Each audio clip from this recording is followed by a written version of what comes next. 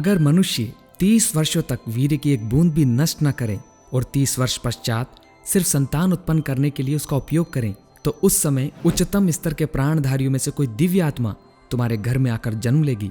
इसमें तनिक भी संदेह नहीं है। यह वीडियो आपके जीवन में एक अद्भुत क्रांति ला सकती है। इस वीडियो को देखने के लिए आप ईयरफोन का इस्तेमाल करें। काम ऊर्जा को जाने बिना आप काम से छुटकारा नहीं पा सकते। प्राचीन काल में शिष्य गुरु के पास ब्रह्म प्राप्ति के लिए वेदों का अध्ययन करते हुए सावधानी से वीर्य रक्षा करते थे। जहां ब्रह्म का अर्थ परमात्मा, महान ज्ञान और वीर्य से है, पर आज वर्तमान स्थिति में सनातन हिंदू धर्म की धार्मिक शिक्षा विद्यालयों में नहीं दी जाती। क्या आप जानते हैं ऐसा क्यों है? क्योंकि इसके लिए कानून बनाया गया है। भेदभाव मूलक इंडियन संविधान में अनुच्छेद 30A में सनातन हिंदू धर्म की धार्मिक शिक्षा विद्यालयों में दिए जाने को विधिवत प्रतिबंधित किया गया है, जबकि हिंदू के अलावा अन्य संप्रदाय में ऐसा नियम नहीं है। वह अपने विद्यालयों में अपनी सांप्रदायिक शिक्षा देने के लिए स्वतंत्र हैं। यही कारण है कि आज के युवा विद्यार्थियों का जीवन 12-15 सालों से ही कामुकता, सेक्स आदि चीजों की आनंद प्राप्ति में लग जाता है। वह बिल्कुल भी संयम नहीं रख पाते और वीर्य हानि करते ही रहते हैं। यह सिलसिला उनका कभी रुकता भी नहीं है, क्योंकि वह संयम खो चुके हैं। इसी कारण आज बलात्कार जैसे घृणित काम इस देश में हो रहे हैं। आज के बालक ब्रह्मचर्य किस वस्तु का नाम है वे यह भी नहीं जानते, बल्कि दुर्भाग्य से छोटे छोटे बालकों में बहुत सी गलत आदतें संक्रामक रोगों की तरह तीव्र गति से फैलती ही जा रही हैं। अतः प्रत्येक माता पिता का यह अनिवार्य कर्तव्य है कि वह अपनी संतान को बुरी आदतों से बचाने और यौवन रक्षा के लिए ब्रह्मचर्य की शिक्षा जरूर दें। शिक्षकों का भी कर्तव्य है कि वे अपने छात्रों के लिए ऐसी शिक्षा की पूरी सुविधा का बंदोबस्त करें। ब्रह्मचर्य क्या है? ब्रह्मचर्य एक छोटा सा शब्द है, परंतु इसका अर्थ बहुत व्यापक है। इसके अर्थ का 100वां भाग भी मैं इस वीडियो में नहीं बता सकता। अगर आप सिर्फ वीर्य को अंदर रोकने को ही ब्रह्मचर्य समझते हैं तो आप गलत हैं। वीर्य रक्षा करना तो ब्रह्मचर्य जीवन का पहला कदम है। ब्रह्म शब्द का अर्थ परमात्मा, महान ज्ञान और वीर्य से है। ब्रह्म के साथ चर्य शब्द जुड़ा हुआ है। चर्य का अर्थ है विचरना, अतः ब्रह्मचर्य का अर्थ हुआ अपनी 5 इंद्रियों को वश में करके इन्हीं 5 इंद्रियों के द्वारा ज्ञान को प्राप्त करते हुए परमात्मा में विचरना, महान बनना, अपने को महान बनने के पथ पर ले जाना, अपनी जीवनी शक्ति का संग्रह करना, उन्हें बिखेरना न देना, उन्हें अपनी उन्नति में लगाना ब्रह्मचर्य का व्यापक अर्थ है। मन और इंद्रियों पर संयम रखने वाला ही सत्य ब्रह्मचर्य पालनहारी है। अगर किसी के मन में वासना जागी और तुरंत उसने भोग करके या अन्य तरीके से वीर्य हानि की, तो यहाँ हम कहेंगे कि उसने संयम खो दिया। मन में उठने वाली वासना को हम इन 5 इंद्रियों के जरिए ही सींचते हैं। क्या हो अगर आप आंखों से बुरा ना देखें, लेकिन मन विचलित होगा। मन उस चीज को देखने के लिए आपको विवश करेगा, क्योंकि जिसकी शुरुआत आपने इन 5 इंद्रियों के जरिए की, अब यह मन का स्वभाव बन गया है। पर स्वभाव आपके एक बार के संकल्प लेने से नहीं टूटता है कि आज मैं कसम खाता हूं कि आज के बाद मैं ये काम नहीं करूंगा, नहीं करूंगी। लेकिन वह फिर आएगा नए आवेग के साथ। आप फिर विचलित होंगे और एक बार फिर आप वीर्य हानि कर बैठेंगे। आखिर ये सिलसिला कब तक चलता रहेगा? जिंदगी बस काट रहे हैं। कुछ नया या चमत्कारिक घटने की कोई उम्मीद इनके पास नहीं है। अपनी 5 इंद्रियों को संयम पूर्वक वश में करने वाला, जीवन की ऊर्जा की रक्षा करने वाले मनुष्य के हृदय में महानता का भाव स्वयं स्थित हो जाता है। उसके जीवन में एक क्रांति घटित हो जाती है, एक नया द्वार खुल जाता है। उसकी काम ऊर्जा परमात्मा ऊर्जा में रूपांतरित होने लगती है। इस वीडियो को देखने के बाद आप में एक जोश आना चाहिए। जो हुआ उसे भूल जाओ और चिंता छोड़ चिंतन करे। हम इंसान हैं, परमात्मा द्वारा बनाई हुई एक अद्भुत कलाकृति। हम में और जानवरों में भिन्नता है। हम सोचकर सही गलत का निर्णय बुद्धि से ले सकते हैं, पर अगर हम सोच का सही इस्तेमाल नहीं करें और गलत गलत निर्णय लेते रहे तो क्या होगा? हम जानवरों से भी निचली श्रेणी में आ जाएंगे, और आज यही हो रहा है। इंसान और जानवर की तुलना की जाए तो जानवर हमसे भी ज्यादा अच्छे हैं। उन्होंने प्रकृति के नियमों का आज तक उल्लंघन नहीं किया है। जितना दुखी आज इंसान है, उतने दुखी जानवर भी नहीं है। हाँ, हम ये कह सकते हैं कि मानव खुद जानवरों पर अत्याचार करके उन्हें मारकर उनका मांस खा रहे हैं। इसमें इन निर्दोष प्राणियों का कोई दोष नहीं है। मैं इस पर बहुत कुछ बोल सकता हूँ, पर किसी अन्य वीडियो में इसकी चर्चा अवश्य होगी। जिंदगी बस कट रही है, उसमें कोई खास बदलाव नजर नहीं आए तो परेशान न होए। यह बताए अनुसार आज से ही मन की कार्यविधि को समझे, तभी आप इस वासनामयी मन के स्वभाव से मुक्त होंगे। मन की कार्यविधि क्या है? मोटे तौर पर अगर हम कोई भी चीज बार बार करते हैं, जैसे इंद्रियों के जरिए मन को आनंद मिला, आंख इंद्री से देखा, त्वचा इंद्री से छुआ और मन को आनंद मिला, अब मन को वह आनंद फिर से चाहिए, तो मन का एक हिस्सा इंद्रियों को उसी ओर लगाता है जहां उसे वह क्षणिक आनंद मिल सके। अब यह मन का स्वभाव बन गया है। अगर आप जब तक वह चीज नहीं करते जिससे वह तलब शांत हो, तब तक आप अपने आप से ही लड़ते रहेंगे। चिड़चिड़ापन, स्ट्रेस, कुछ न करने की इच्छा, यह सब हर बार होगा और हर बार आपको इसके सामने हारना पड़ता है। स्वभाव को तोड़ने के लिए पहले आपको बुद्धि से समझना होगा। बुद्धि मन का ही हिस्सा है। सही गलत का निर्णय इसी के द्वारा होता है। आप इसे अच्छे से समझे। ज्ञान के जरिए बुद्धि प्रबल होती है और इसी बुद्धि का इस्तेमाल करके हम संयमी बनते हैं। इसलिए सही बुद्धि का होना बहुत आवश्यक है। सही बुद्धि, सही ज्ञान से ही प्रबल बनती है। ज्ञान ही बुद्धि का भोजन है, पर सही ज्ञान को किस तरह से बढ़ाया जाए, यह महत्वपूर्ण है। अब मैं आपको ब्रह्मचर्य ज्ञान की ऐसी बातें बता रहा हूँ जिससे आपकी बुद्धि और प्रबल बनेगी। यह वीडियो थोड़ा लंबा जरूर हो सकता है, पर आप इसे पूरा जरूर देखें। अब इसे देखिए। यह है पीनियल ग्रंथि। यह छोटी सी दिखने वाली ग्रंथि अत्यधिक महत्वपूर्ण ग्रंथि है। यह मस्तिष्क के बीच की ओर है। योग में इस ग्रंथि का संबंध आज्ञा चक्र से है और यह तीसरे नेत्र, थर्ड आई के रूप में भी जानी जाती है। इस ग्रंथि का कार्य मस्तिष्क को नियंत्रित और व्यवस्थित रखना है। लाखों वर्ष पहले मानव मस्तिष्क के विकास करने में पीनियल ग्रंथि की अति सक्रिय भूमिका रही है। उस समय में लोगों का भावनाओं पर अधिक नियंत्रण था, साथ ही मानसिक और आत्मिक क्षमता भी अधिक थी, क्योंकि उनकी पीनियल ग्रंथि बहुत ही ज्यादा सक्रिय थी। पर आज के मानव की बात करें तो उनकी भावनाओं पर नियंत्रण नहीं है, क्योंकि इस पीनियल ग्रंथि का कालांतर से ही नाश होता आ रहा है। आज अवशेष के रूप में यह एक दुर्बल ग्रंथि है। अगर अब भी इसकी रक्षा का समुचित प्रबंध नहीं हुआ तो यह सदैव के लिए पूर्ण रूप से नष्ट हो जाएगी। बच्चों में यह पीनियल ग्रंथि बहुत क्रियाशील होती है। बच्चों में 8-9 वर्ष की आयु प्राप्त होते ही पीनियल ग्रंथि का नाश होना प्रारंभ हो जाता है, अर्थात इसकी सक्रियता में कमी होती जाती है। इस ग्रंथि के नाश होने से ही बच्चों में सेक्सुअल डेवलपमेंट होने लगता है और बच्चे किशोर अवस्था में प्रवेश प्राप्त करते हैं।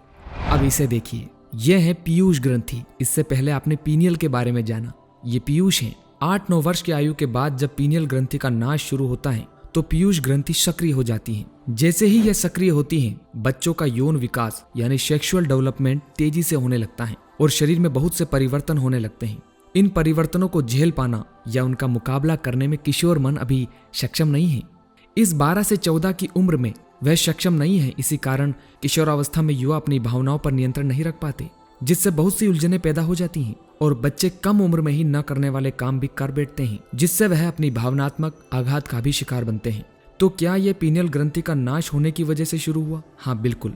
पीनियल ग्रंथि का नाश शुरू होने से ही पीयूष ग्रंथि सक्रिय हुई और पीयूष ग्रंथि के सक्रिय होने पर ही सेक्सुअल डेवलपमेंट और उसमें परिवर्तन तेजी से हुए और इसी तेजी के परिवर्तन को किशोरावस्था के बालक संभाल नहीं पाते और गलत कार्य कर बैठते हैं। ऐसे में क्या किया जाए? ऐसे में पीनियल ग्रंथि का विकास करना अत्यंत आवश्यक है। अगर आप रोजाना ध्यान व योग की प्रैक्टिस करते हैं तो पीनियल ग्रंथि का नाश होने से बचा सकते हैं, बल्कि ध्यान व योग से पीनियल ग्रंथि का विकास भी होगा। पीनियल ग्रंथि के नाश की गति को कम करने के लिए इन 11 क्रियाओं में से कोई भी क्रिया आप रोजाना कर सकते हैं। जो ध्यान कर सकते हैं वह ध्यान करें, जो ध्यान न कर सके वह अनुलोम विलोम प्राणायाम, सूर्य नमस्कार, योग मुद्रा, गायत्री मंत्र का जप आदि क्रियाओं में से कोई भी एक क्रिया रोजाना कर सकते हैं। यह आपके दिनचर्या का हिस्सा बनना चाहिए। 5-10 दिन के प्रयोग से कुछ नहीं होता, ये ध्यान रहे।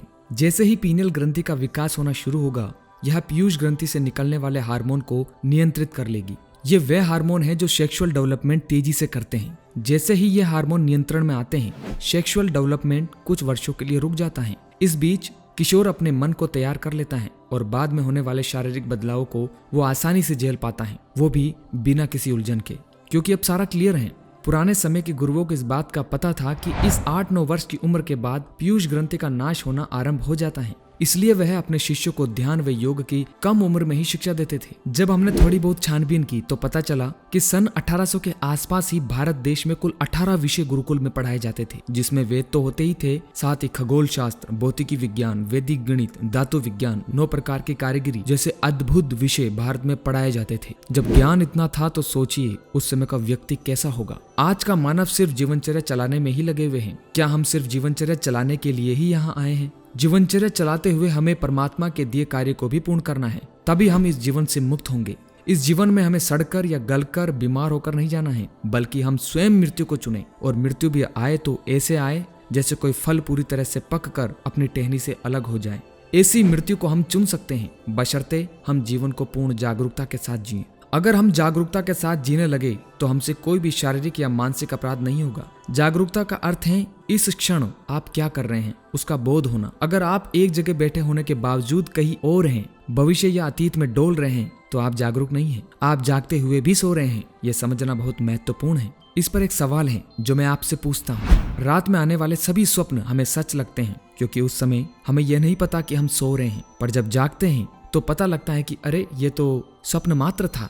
अभी आप यह वीडियो देख रहे हैं, इससे आप कैसे साबित करोगे कि यह कोई स्वप्न नहीं है, सच है? क्या यह भी एक स्वप्न है?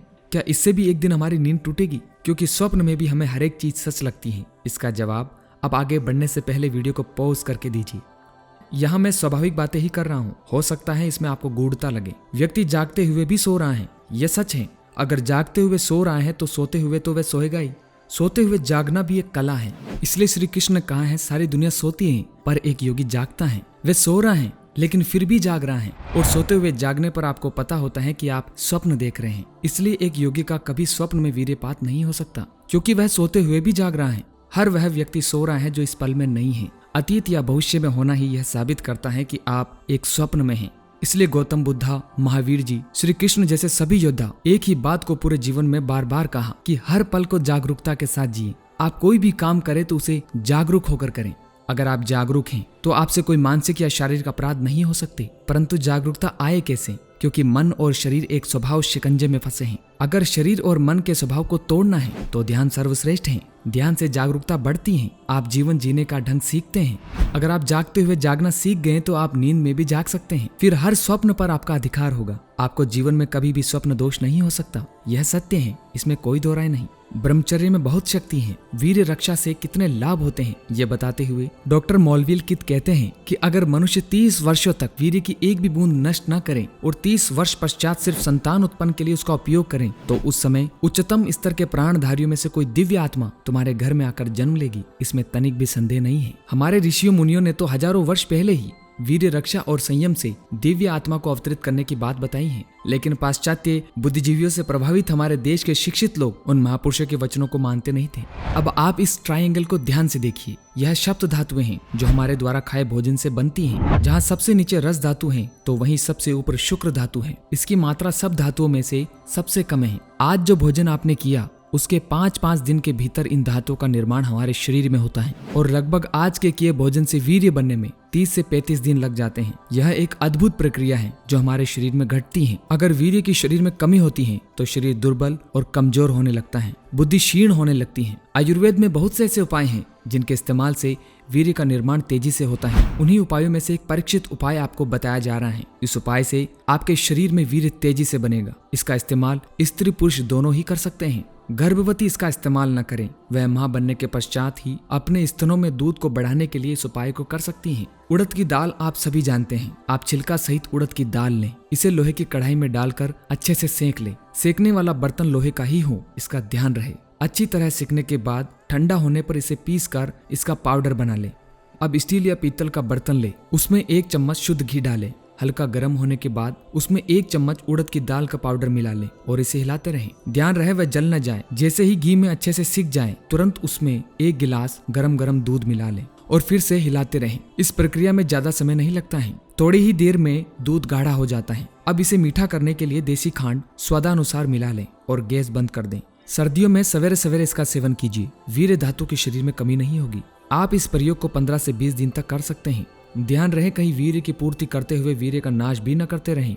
अगर आप हठपूर्वक कर्मेंद्रियों को वश में करते हैं, आप चाहते तो नहीं कि मेरा वीर्य नष्ट हो, लेकिन अंदर उस आनंद को भोगने का चिंतन चलता रहे, तो आप निश्चित रूप से स्वयं को धोखा दे रहे हैं और ऐसा व्यक्ति मिथ्याचारी कहलाता है। काम शक्ति को दबाना काम विकार से बचने का सही समाधान नहीं है। दबी हुई भावनाएं ही आगे चलकर मानसिक रोगों का कारण बनती हैं। जब भी आपके मन में कोई कामुक विचार आए, काम का वेग उठे और आपका ध्यान नीचे की ओर जाने लगे तो तुरंत सचेत हो जाइए और यहाँ बताए प्रयोग को कीजिए। आप बैठ जाइए या खड़े होकर भी इस उपाय को कर सकते हैं। अपने गुदा मार्ग को पेट की ओर संकुचित करें या पेट की ओर खींचें, यानी आपको अपनी जननेंद्रियों को पेट की ओर वैक्यूम की तरह खींचना है और तुरंत आंख बंद करके अपना ध्यान सहस्त्रार चक्र सर के सबसे ऊपर वाले इस भाग में केंद्रित करना है, यानी आपको सर के इस भाग को महसूस करना है। ऐसा करने से कुछ ही देर में आपका काम वेग शांत हो जाएगा। ये अद्भुत है।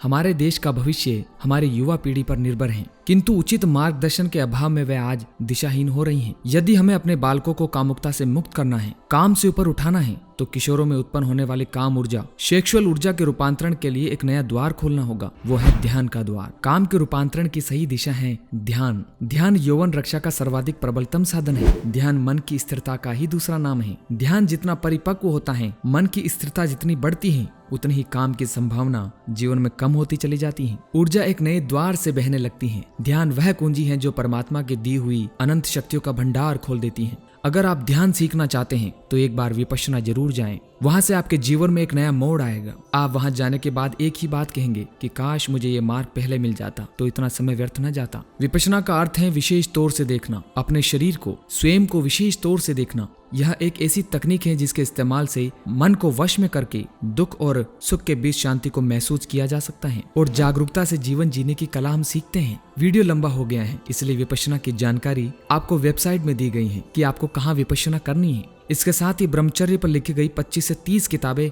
आपके लिए फ्री में हमने वेबसाइट पर अपलोड की हैं। नीचे दिए गए लिंक पर क्लिक करके आप इन्हें आसानी से डाउनलोड कर सकते हैं। इस वीडियो को किसी भी एक व्यक्ति तक जरूर शेयर करें और अगर आप इसका अगला पार्ट और चाहते हैं तो आप कमेंट जरूर करें। तब तक आप सभी का प्यार, आभार, सबका मंगल हो, सबका कल्याण हो, सबकी स्वास्थ्य मुक्ति हो।